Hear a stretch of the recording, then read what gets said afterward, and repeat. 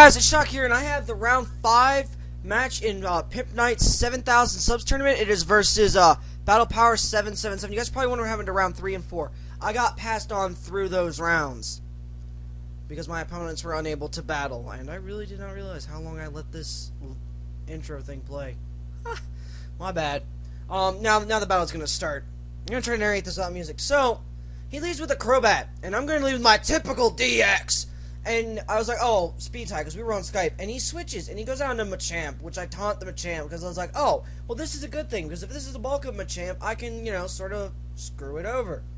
So I go for my Stealth Rocks, and he goes for the Ice Punch, and I'm just like, this is going to take me to my sash. But, I think I live with 4 HP, actually. And I do, and I was just like, LOL, that's kind of funny. And I knew he had the Bullet Punch, so I just left typical DX in as fodder. So now I'm going to go out into Infidel V13 to pretty much sort of force the switch. And he goes out into Crobat, which I go for the Air Slash, and I think I score a critical hit. I'm pretty sure I scored the crit, because we looked at the damage meter, it's just like, crit! And yeah, I do score a critical hit, and I'm pretty sure that crit mattered, because he said it wasn't a max speed Crobat. So he's going to go out into his Cresselia. And I'm like, alright, I've got to flinch this thing out.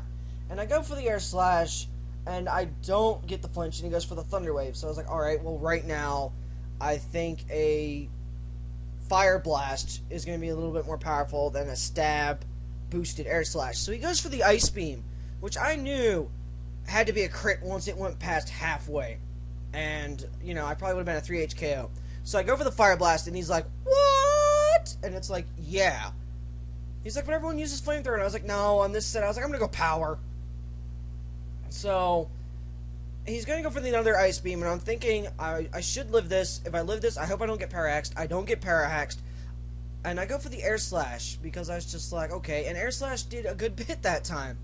So now I'm going to leave Infidel V13 as fodder material, because it's not really useless. I'm just going to leave it fodder off right now. But it did its job. It dented a wall and forced out a potentially threatening Pokemon. So, after lefties, I'm going to go into my lighting. And he's thinking Shadow Ball, and I was like, you got predicted, son. I go for the Thunder. It doesn't miss. So Life Orb Stab Bone is super effective, wrecks that Empoleon. And he's like, why Thunder? And I said, because Stab makes that 180, Life Orb puts that to like... if Life Orb is counted beforehand, 216. If it's counted afterwards, then it's like really high. I'm not going to bother with that number. So he's going to go into Machamp. I'm going to go for Thunder again. I don't miss. And I'm like, this probably won't KO. It'll put it almost in KO range. And it does.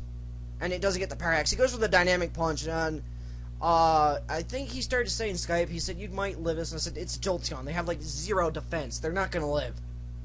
So I go into my Terror. And I go to force the switch. And he goes on to Cresselia.